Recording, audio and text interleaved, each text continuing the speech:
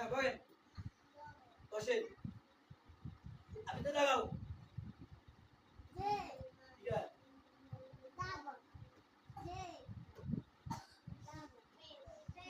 বেশ বসেন এত দুর্বল এত কি হ্যাঁ আমার দাঁড়াও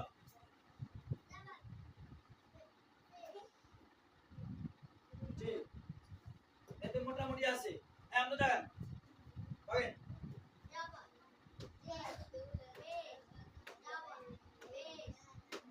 গুড এত পুরোই আছে